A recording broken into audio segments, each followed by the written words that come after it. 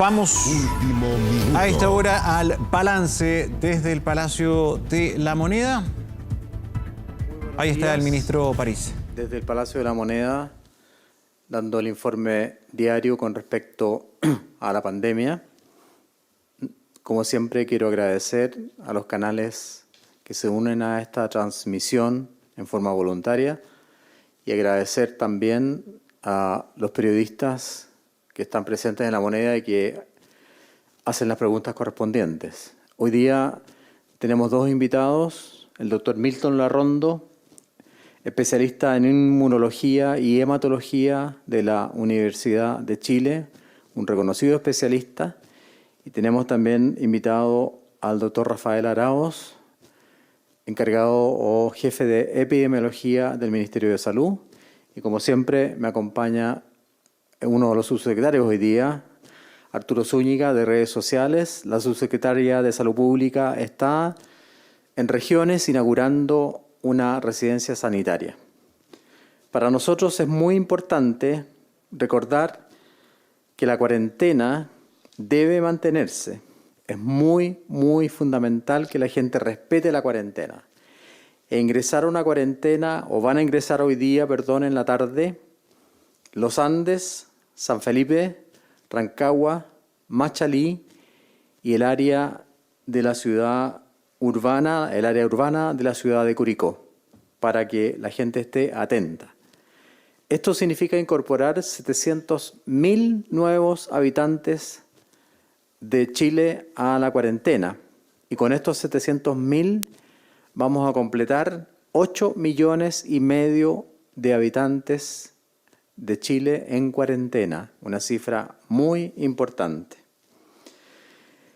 Si no puede hacer la cuarentena en su casa, porque es muy importante que cuando uno está enfermo o es contacto de un enfermo, haga la cuarentena. Si no puede hacer la cuarentena en su casa, tiene que hacerla en una residencia sanitaria. Y eso obviamente es responsabilidad también compartida con el Ministerio de Salud. Esa cuarentena en una residencia sanitaria es gratuita y debe mantenerse ahí los 14 días según los protocolos actuales. Para cualquier duda con respecto a las residencias sanitarias, usted puede llamar a un teléfono, que es una línea 800-726-666. Pedimos toda la colaboración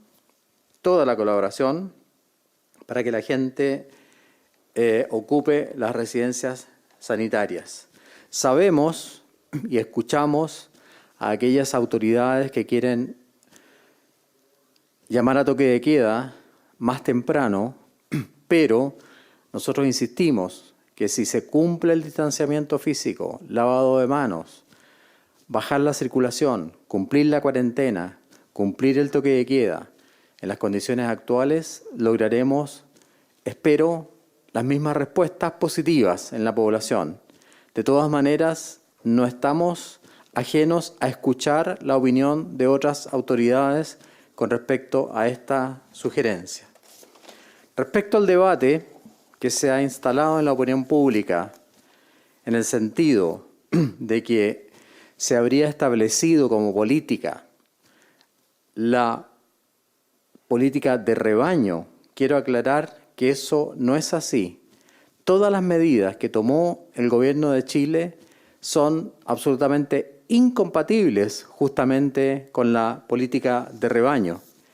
Y esas medidas fueron las siguientes: fortalecimiento de nuestro sistema de salud, protección y cierre de nuestras fronteras, establecimiento de alertas sanitarias, estado de catástrofe y toque de queda, establecimiento de cuarentenas, aduanas y cordones sanitarios, suspensión del funcionamiento de los establecimientos educacionales, anticipo y fortalecimiento de la campaña de vacunación contra la influenza e instrucciones permanentes de cuidado a nivel personal, que ya los dijimos: lavado frecuente de manos, uso de mascarilla, distanciamiento social y evitar aglomeraciones.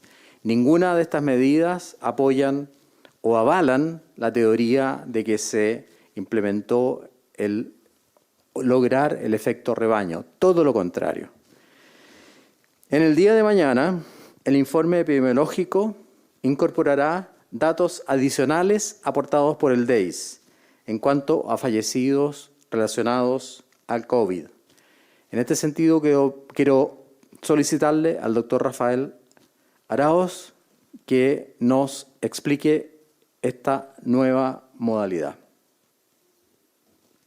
Buenos días a todas y todos, señor ministro, su secretario, doctor Larrondo. Hoy voy a tocar dos temas muy importantes como parte del esfuerzo que hacemos para que se comprendan muy bien los datos que vamos publicando en los nuevos informes epidemiológicos. Lo primero es un seguimiento del tema del reporte de fallecidos que ya comentamos hace una semana. Como ustedes bien saben, en la actualidad nosotros reportamos en forma diaria el número de casos o de fallecidos con confirmación de laboratorio que nos van aportando el registro civil, y nosotros cruzamos esa información con la base de datos del laboratorio y de esa manera logramos obtener el número que informamos. En forma adicional, y a partir del informe epidemiológico de mañana, vamos a tomar la información que ha estado trabajando DEIS, que incluye el número de fallecidos que tienen confirmación de laboratorio, es decir, que tienen una PCR positiva para SARS-CoV-2, pero también aquellas muertes debido a COVID que no tienen confirmación de laboratorio. Esta información va a complementar la que ya existe, no va a alterar el reporte diario, pero va a ser una excelente manera de tener una visión global de lo que pasa a nivel de fallecidos en Chile. Es súper importante recalcar que en el tiempo los números de DEIS pueden cambiar, sobre todo el grupo de fallecidos debido a COVID sin confirmación de laboratorio.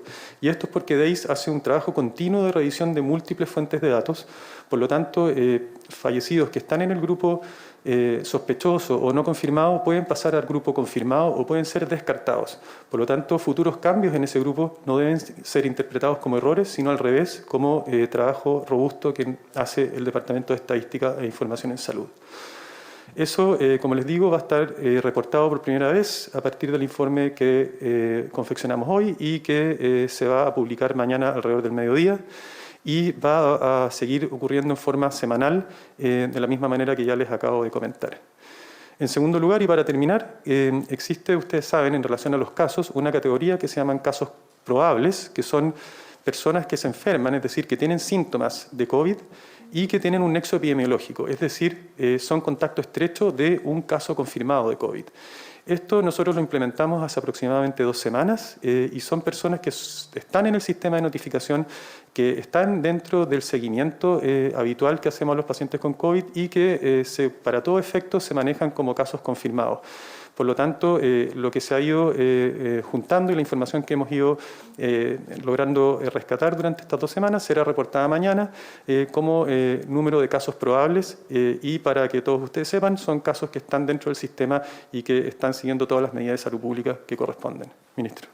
Muchas gracias, doctor Araoz. Tenemos una gran necesidad de donantes de sangre. Como un acto de generosidad a la población chilena, solicitamos concurrir a los servicios de atención de donante, y en este aspecto quiero darle la palabra a nuestro otro invitado, que es una fortaleza en los conocimientos en inmunología y en hematología, el doctor Milton Larrondo, docente de la Universidad de Chile. Buenos días, gracias, señor ministro. Seguramente la comunidad ya conoce por redes sociales la situación grave o crítica en relación a la donación de sangre.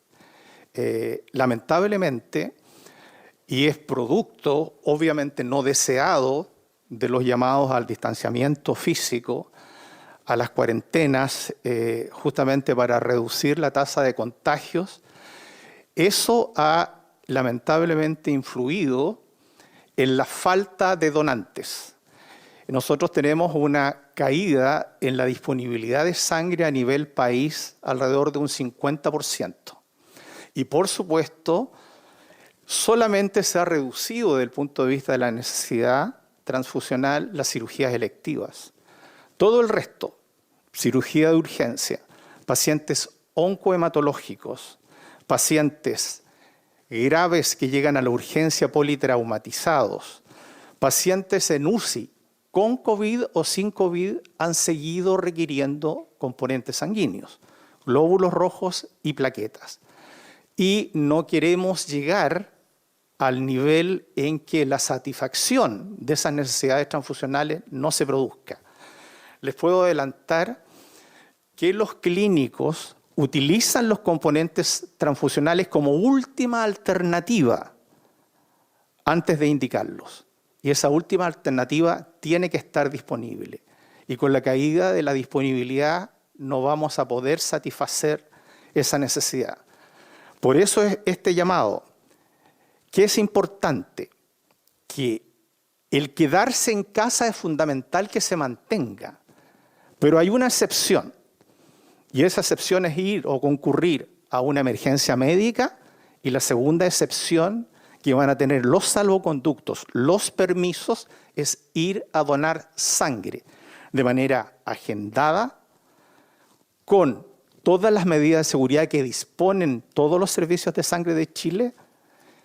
El Centro Metropolitano además tiene incorporado la posibilidad de ir a buscarlos a la casa o eventualmente plantear una colecta a través de un bus que posee.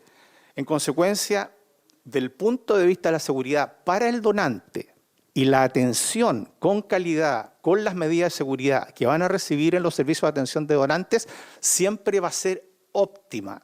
El riesgo es cero de que ustedes, por ir a donar sangre, adquieran este coronavirus. Por eso el llamado, y espero que puedan asistir. Están todos los sitios web, los lugares establecidos en los diferentes hospitales y clínicas. En el Centro Metropolitano también existe un sistema de atención que ustedes pueden agendar vía web. Por lo tanto, los invito porque la situación realmente es compleja. Muchas gracias. Muchas gracias, doctor Larrondo. Pasamos ahora al informe diario de las cifras. Subsecretario Arturo Zúñiga, por favor. Muchas gracias, ministro.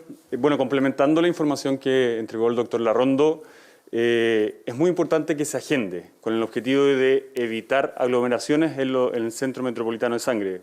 Eso se puede hacer directamente en la página web del Centro Metropolitano y agendar su hora. Los horarios son de lunes a sábado, de 8 a 17 horas, por lo tanto le hacemos un llamado para poder programar esto, agendar esto y obviamente ayudar a tener nuestros bancos de sangre con niveles óptimos para poder atender a la ciudadanía, a los más enfermos. En relación al reporte diario, durante las últimas 24 horas se reportaron 6.290 casos, de los cuales son 5.016 personas sintomáticas. En cuanto a la cantidad de personas que han registrado fallecimientos según el registro civil, las últimas 24 horas son 252 personas, acumulando 4.093 personas desde el inicio de esta pandemia. En cuanto a la cantidad de personas que se encuentran en unidades de cuidados intensivos, son 1.911 personas, de las cuales 395 se encuentran en estado crítico de salud. Actualmente hay 322 ventiladores disponibles en distintos hospitales de nuestro país. El día de ayer llegaron a nuestro país 50 ventiladores, el día de hoy llegaron ya 65 y estos se encuentran ahora en distribución en los distintos hospitales y clínicas, privilegiando obviamente donde existe una mayor demanda producto del aumento del nivel de contagios. En cuanto a la red de laboratorios, el día de ayer se informaron 20.347 exámenes, acumulando ya 923.513 exámenes, muy cerca del 1.000.000 de exámenes que nos ponen en una situación muy alta acerca de nuestra capacidad de exámenes. Tal como lo mencioné ayer, Hemos ya habilitado nuevos laboratorios como el de virología de la Universidad de San Sebastián, el de la Universidad Mayor, el del Hospital de Coyhaique y el laboratorio de bioingeniería de la Universidad de O'Higgins. Todo esto va a permitir que nosotros sigamos creciendo. Y quiero detenerme y agradecer también a quienes hacen posible esto. Esto no es un insumo, no es un reactivo, no es solamente un termociclador, sino que hay personas, hay químicos farmacéuticos, hay tecnólogos médicos, hay bioquímicos que están trabajando no solamente en horario hábil, como muchas veces lo hacen, sino que también han extendido sus turnos durante 24 horas.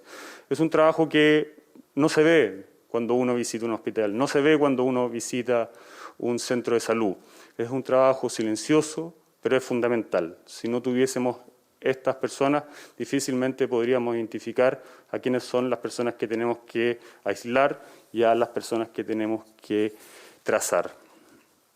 En cuanto a esto mi último, obviamente, están las residencias sanitarias. Ya tenemos 131 recintos de hospedaje, acumulando ya 4.446 personas que están en estos momentos en una residencia sanitaria, lo que nos permite obviamente disminuir la velocidad de contagio.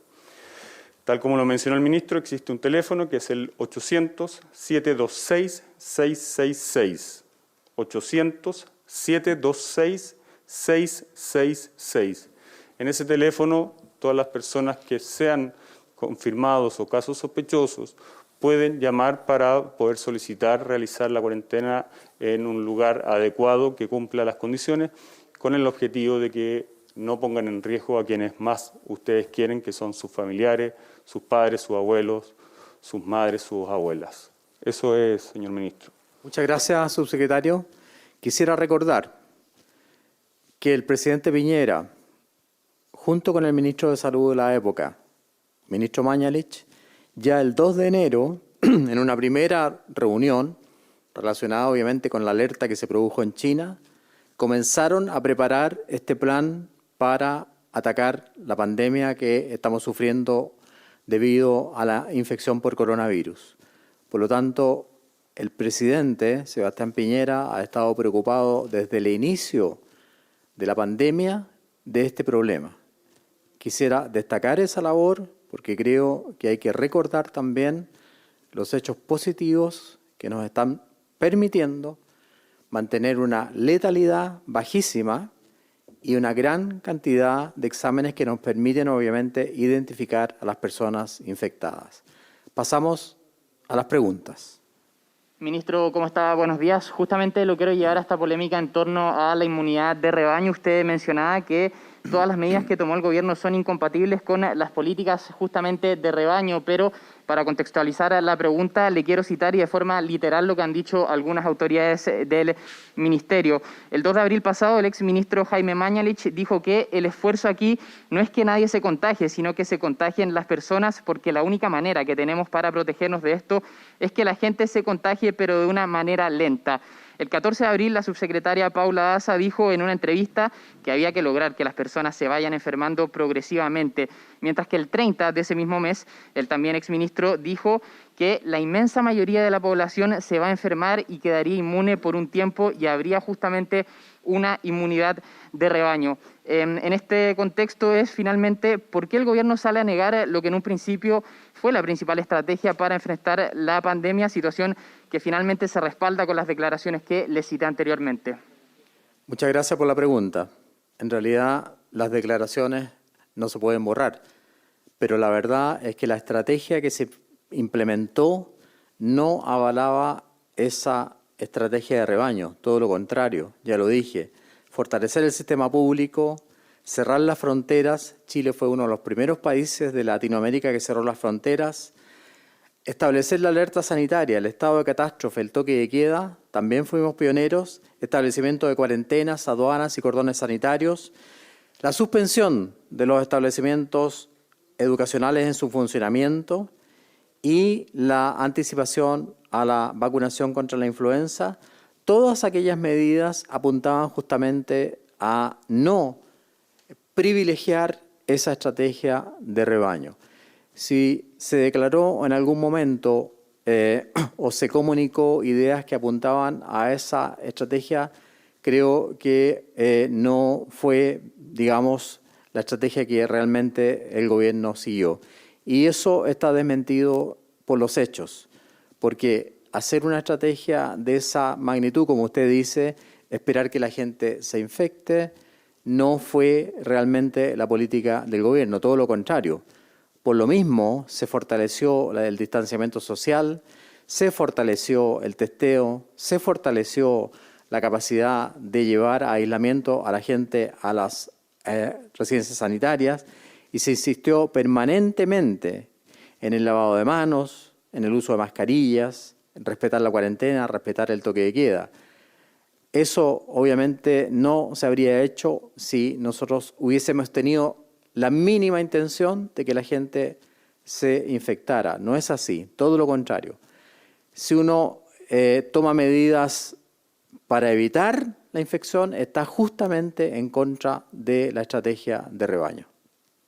Ministro, y en ese contexto usted esta semana dijo en Radio Bio Bio, cuantas más personas tengamos con anticuerpos IgG se podrá contar con mayor porcentaje de inmunidad y menos posibilidades de una segunda ola. Entonces usted descarta tajantemente que la estrategia de la inmunidad de rebaño haya sido justamente una estrategia adoptada por el gobierno. Lo que pasa es que esa pregunta yo la contesté en relación al estudio que está haciendo la Universidad del Desarrollo, liderada por el doctor Pablo Vial, que nos está permitiendo detectar a lo largo de Chile, obviamente con población escogida, la cantidad de anticuerpos que se generaron.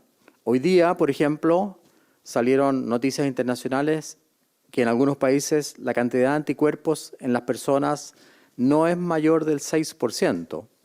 El estudio chileno, que partió muy precozmente hasta el momento, ha revelado que en nuestra población solamente el 3% de la población tiene anticuerpos. Y eso justamente justifica insistir en que esa estrategia debe estar dirigida a el distanciamiento, evitar el contagio, evitar enfermar, respetar las normas, lavado de manos, mascarilla, porque desafortunadamente no tenemos una población suficientemente amplia con anticuerpos. Cuando llegue la vacuna y podamos crear anticuerpos pasivos que se llaman, porque al inyectar una vacuna el organismo reacciona creando anticuerpos, quizás podamos tener una mayor protección y una mayor seguridad. Ministro, la Universidad Johns Hopkins sitúa a la región metropolitana como la cuarta región o estado con más casos de COVID-19 en el mundo. ¿Cómo se va a enfrentar esto? Ya quedó claro que descartan la hibernación, pero, por ejemplo, algunos alcaldes proponen que se amplíe el toque de queda, que se adelante a las 6 de la tarde, que la ciudad se cierre los fines de semana. ¿Es una alternativa eso? Y aparte, también, ¿qué otros servicios esenciales se pueden modificar o se están evaluando modificar para restringir la movilidad? Nosotros ayer anunciamos nuevas medidas que tienen que ver con la disminución de los permisos, que tienen que ver con los controles. Se han hecho 24 millones de controles. Se han llevado a cabo 100.000 detenciones. Y también se promulgó una ley que aumenta las penas para aquellos que no cumplan con lo que dicta la autoridad sanitaria. Por lo tanto, pensamos que con esas medidas, más lo que hemos comunicado permanentemente, podemos observar lo que va a pasar. Sin embargo, lo dije al comienzo, estamos llanos a escuchar las opiniones y las propuestas de otras autoridades, sobre todo de las autoridades comunales, que yo lo he repetido muchas veces, conocen el territorio, trabajan en el territorio. Y obviamente que tenemos que escuchar su voz, pero las cosas hay que irlas evaluando. Estas medidas más estrictas están partiendo recién, veamos el resultado, creo que van a ser positivas, pero esto está ligado indudablemente a la responsabilidad de las personas, al cuidado de las personas, al respeto por el prójimo, para evitar, como dijo antes el subsecretario de Redes Asistenciales, que una persona joven que no las cumple infecte a su abuelita, infecte a su papá, infecte a su mamá. Eso es lo que tenemos que tratar de evitar, que se siga propagando el virus. Y eso está demostrado que se hace manteniendo los cuidados sanitarios.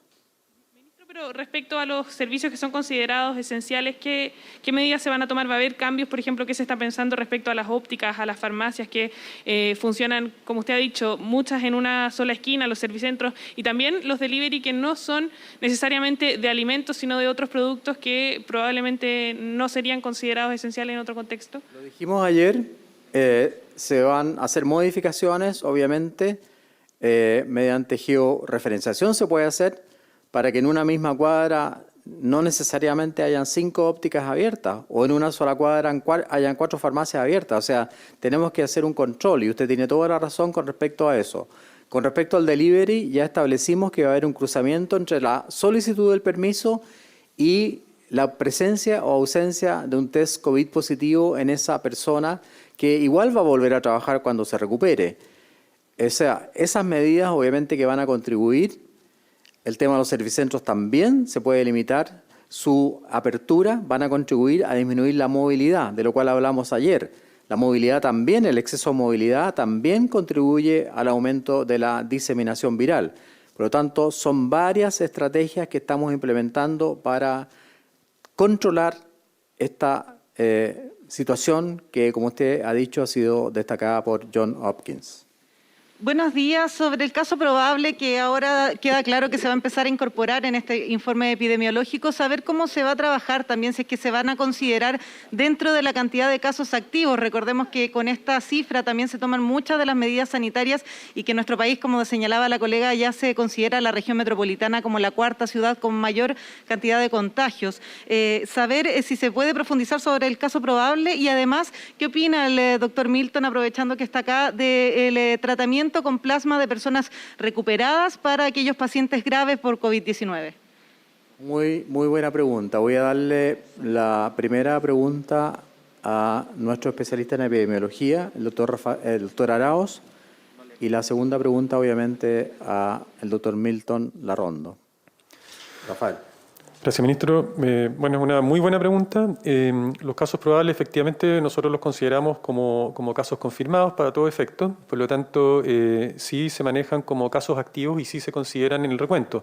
En la medida que nosotros liberamos un poco los criterios y somos más laxos en cuanto a no exigir la PCR confirmatoria, vamos a tener más casos. Recuerden lo que pasó en la pandemia H1N1, donde tuvimos una enorme cantidad de casos que explotó una vez que dejamos de exigir el examen para confirmar. Entonces, no es una sorpresa que vayan a aumentar los casos, nosotros lo consideramos como una buena noticia en el sentido que vamos a poder estar trazando y aislando en forma más efectiva se van a informar en forma diaria, probablemente separados los casos confirmados para no alterar las curvas que hemos tenido, pero si alguien siempre, el dato va a estar disponible para poder hacer los cálculos si alguien quiere estimar el total de casos contagiados. Así que en la práctica va a estar muy claro el informe, va a estar separado, van a seguir curvas distintas, pero obviamente los datos van a estar disponibles para quien quiera agregarlos. Muchas gracias, Rafael. Doctor Larrondo, con respecto al plasma de pacientes recuperados. Bueno, esa pregunta es muy importante clarificarla, porque el uso de plasma convaleciente inmune de infecciones virales del árbol respiratorio ha sido utilizada ya hace bastante tiempo en diferentes epidemias, y Chile se caracteriza por una gran experiencia en una infección respiratoria en que el plasma inmune ya está almacenado en los servicios de sangre del sur de Chile y que se llama síndrome cardiopulmonar por hantavirus. En consecuencia, esta terapia, que si bien sigue siendo experimental, la Organización Mundial de la Salud ha asegurado y ha respaldado los estudios en todos los países que quieren implementarla, considerando básicamente 3 requisitos. Primero, que exista un protocolo institucional, que existan consentimientos informados para los pacientes y para el donante de plasma, que exista un comité de ética de la institución validado y que exista un monitoreo clínico de los registros de la efectividad de la terapia. El plasma inmune o no inmune hoy día es seguro. Es una terapia que lleva 100 años como una transfusión de plasma. No tiene riesgos prácticamente para el receptor, en este caso para los pacientes con COVID grave. Salió la publicación hace pocos días atrás en un preprint del grupo norteamericano de 5.000 pacientes. 5.000 pacientes tratados con plasma convaleciente inmune y hubo 2 reacciones adversas de 5.000. En consecuencia, es una terapia absolutamente segura. Lo que estamos esperando son los resultados de efectividad o de eficacia. Y en eso hay varias instituciones en Chile ya desarrollando protocolos de plasma convaleciente con todas las normativas de investigación y de calidad que corresponden. En hospitales públicos del sur, voy a nombrar a Temuco y Valdivia, porque ellos están desarrollando y lo conversamos al respecto. Y en Santiago tenemos también experiencias en desarrollo como protocolos de investigación o de monitoreo clínico, que lo lleva a cargo la Fundación Arturo López Pérez, la Pontificia Universidad Católica de Chile, nosotros en la Universidad de Chile que vamos a iniciar también este proyecto y varias clínicas privadas de Santiago. En consecuencia, es una terapia segura y lo que estamos esperando, no solamente acá, sino que ojalá los estudios norteamericanos, que son los más fuertes, es que sea efectiva. La información preliminar es que tiene beneficio. Es una terapia positiva. Muchísimas gracias, doctor Larrondo. Clarísima su explicación. Tenemos una última pregunta. Son 2. Buenos días, ministro. Buenos días. El 8 de junio, la Seremi de Salud de Atacama ha estado informando de varias muertes en la región de Atacama en pacientes COVID, son 3 en específico, pero estas muertes no han aparecido contabilizadas en el reporte nacional que ustedes entregan, al menos no en Atacama. Primero la pregunta es entonces, ¿qué ha pasado con esas muertes? Y en segundo lugar, ¿cuál es el criterio que finalmente prevalece al momento de contabilizar las muertes en el país? Si es el criterio de dónde murió la persona efectivamente o dónde lo inscribió la familia. Por otra parte, preguntarle también, ministro, ¿cuál es la situación en Calama? En medios locales de Calama se está hablando de una situación que es más grave incluso que lo que está ocurriendo en Santiago. Hay preocupación también por la cantidad de contagiados y por la cantidad de muertes que pueden aparecer en los próximos días. Muchas gracias. La primera pregunta la va a contestar el doctor Rafael Araoz y la segunda pregunta la va a contestar el subsecretario de Redes, Arturo Zúñiga. Ok, el tema de las discordancias es normal que ocurra en reportes provisionales, eso es algo que vamos a tener que aprender a vivir con y nosotros mantenemos comunicación con las regiones, los datos que ellos tienen son súper importantes para alimentarnos a nosotros y estamos al tanto que hay algunas discordancias. Ahora, lo importante acá es que para efectos del reporte diario, nosotros nos alimentamos con la base de datos del registro civil, por lo tanto, lo que cuenta es la región o comuna de inscripción del fallecimiento. Por lo tanto, si yo vivo, por ejemplo, en Santiago, pero me inscriben en otra región, voy a aparecer como un fallecimiento de otra región. En el reporte epidemiológico que vamos a informar mañana, va a estar la región informada por comuna de residencia. Por lo tanto, ahí se van a poder hacer las correcciones ad hoc. Muchas gracias. Muchas gracias. Doctor Arturo Zúñiga, subsecretario de Redes Asistenciales, la segunda pregunta. Bueno, tal como ha ocurrido también en otras regiones del país, como en Tarapacá y aquí mismo en la región metropolitana, también para la región de Antofagasta nosotros hemos aumentado nuestra capacidad de camas ventilatorias, ¿ya? Por camas ventilatorias me refiero a camas que pueden estar utilizando ventilación mecánica invasiva, máquinas de anestesia, equipos de oxigenación de alto flujo y también los cascos CPAP, ¿ya? En base a eso nosotros hemos reforzado eso. Durante los últimos días han sido enviados 14 ventiladores mecánicos invasivos, además de 20 equipos de oxigenoterapia de alto flujo, ¿ya? Al día de hoy, en la región de Antofagasta se encuentran disponibles 56 ventiladores mecánicos más máquinas de anestesia disponibles y 12 equipos de oxigenoterapia de alto flujo. Vamos a enviar más equipos, vamos a enviar más ventiladores mecánicos, más equipos de oxigenoterapia de alto flujo, de acuerdo a la cantidad de contagiados y a la cantidad de personas que se vayan hospitalizando, tanto en Calama como en la ciudad de Antofagasta.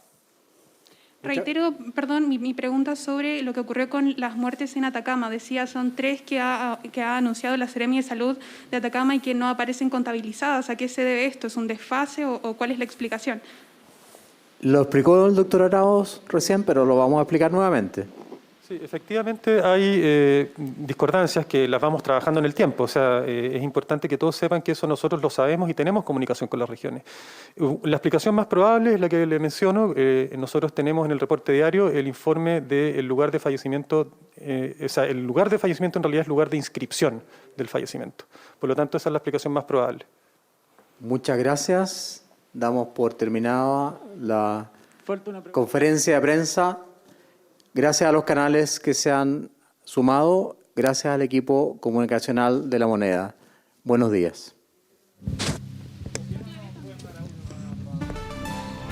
Bien, termina un nuevo reporte de salud. Son 6.290 casos nuevos los que se reportan el día de hoy, con unos 20.000 exámenes que se tomaron y se informaron en las últimas 24 horas. Tenemos que lamentar la inscripción de 252 personas fallecidas. Y atención con esto, porque ya son 4.093 las personas fallecidas asociadas a esta pandemia en Chile.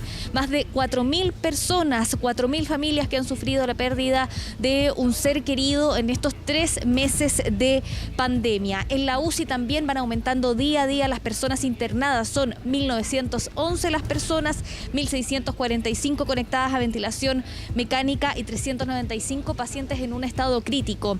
El ministro de Salud, Enrique París, abordó lo que se habló bastante el día de ayer, palabras de la ministra Carla Rubilar, en donde señalaba que en el gobierno nunca se siguió la estrategia de la inmunidad de rebaño. Esto fue bastante comentado porque hubo entrevistas en las cuales las autoridades hablaban de que finalmente todos nos íbamos a enfermar de COVID-19. ¿Cuál fue la respuesta del ministro de Salud a este tema? Dice, las declaraciones no se pueden borrar, pero esa no era la estrategia que siguió el gobierno. Bien, Valentina, muchísimas gracias por toda la información. Por supuesto que seguimos en contacto como siempre. Buenos días, de nada, Muy buenos Gonzalo. días. Bien, y hasta ahora estamos en contacto con Cecilia Vizcaya. Ella es infectóloga